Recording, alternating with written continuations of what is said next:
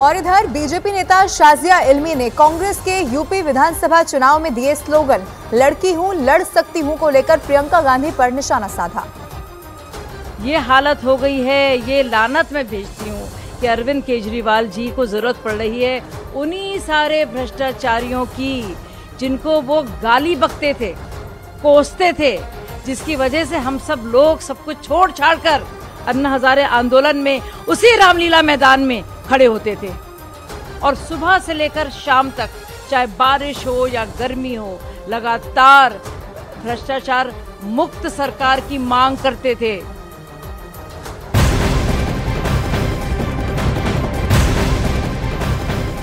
शनिवार को भारतीय जनता पार्टी ने उम्मीदवारों की 8वीं लिस्ट जारी कर दी है, जिसमें पार्टी ने 11 उम्मीदवारों के नाम का ऐलान किया। हंसराज हंस को बीजेपी ने फरीदकोट से प्रत्याशी बनाया, जबकि गुरदासपुर सीट से सनी देओल का टिकट कट गया है और उनकी जगह दिनेश सिंह बब्बू को टिकट दिया गया है। इसके अलावा पश्चिम बंगाल की बीरभूम सीट पर पूर्व आईपीएस अधिकारी देवाशीष धर को मैदान में उतार दिया गया है।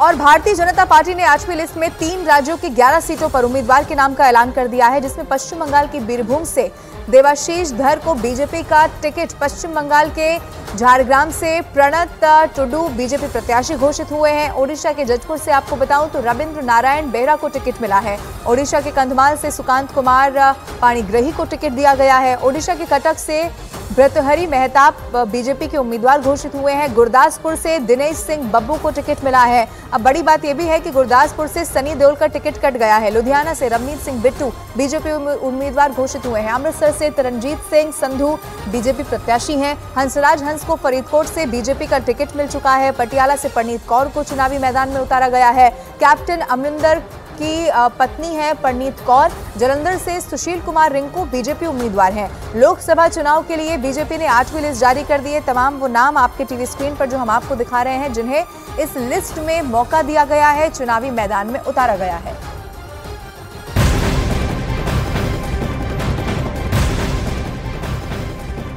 और अब एक और ब्रेकिंग न्यूज ये है कि लोकसभा चुनाव में उम्मीदवारों के चयन पर आज कांग्रेस की केंद्रीय चुनाव समिति की एक अहम बैठक होने जा रही है। जानकारी ये है कि आज शाम 5 बजे होने वाली इस बैठक में ओडिशा, बिहार, पश्चिम बंगाल और दिल्ली की लोकसभा सीटों पर उम्मीदवारों के चयन को लेकर मंथन होगा।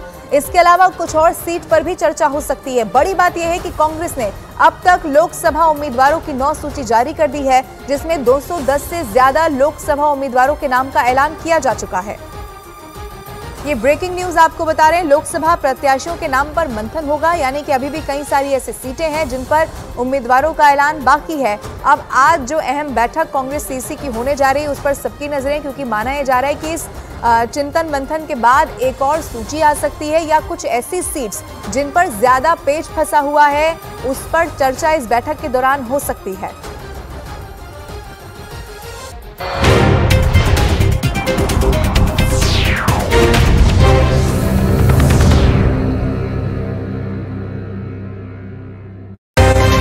जो जिले के कप्तान हैं या जो प्रशासनिक अधिकारी हैं, वो लगातार जो है यहाँ पर मोहम्मदाबाद में डेरा जमाए हुए हैं। ठीक है आनंद, आप नजर बनाए रखिए, आगे भी हम आपसे अपडेट लेंगे। शुक्रिया आपका। मुख्तार अंसारी का शव गाजीपुर के मोहम्मदाबाद में उनके पैतृक निवास पर पहुंच चुका है। कल शाम करीब 5 बजे बांदा से शव लेकर निकला काफिला देर रात करीब 1:15 पर गाजीपुर के मोहम्मदाबाद पहुंचा। आज सुबह करीब 10 बजे मुख्तार अंसारी के जनाजे की नमाज पढ़ाई जाएगी, जिसके बाद उन्हें कालीबाग कब्रिस्तान में उनके माता पिता की कब्र के पास में ही दफन कर दिया जाएगा। मुख्तार अंसारी के शव के घर पहुंचने से पहले पूरे इलाके को पुलिस ने छावनी में तब्दील कर दिया था। पैतृक गाँव देर रात मुख्तार अंसारी का शव पहुंचा। आज सुबह जनाजे की नमाज पहले होगी 10 बजे के करीब, उसके बाद मुख्तार अंसारी को सुपुर्दे खाक किया जाएगा और उसके माता पिता की बगल वाली कब्र में ही उसको दफन किया जाएगा। लोगों का जमावड़ा है, पुलिस की भी पैनी नजर है, पूरे इलाके को छावनी में तब्दील किया गया है। आप देख सकते हैं चप्पे चप्पे पर पुलिसकर्मी मौजूद हैं।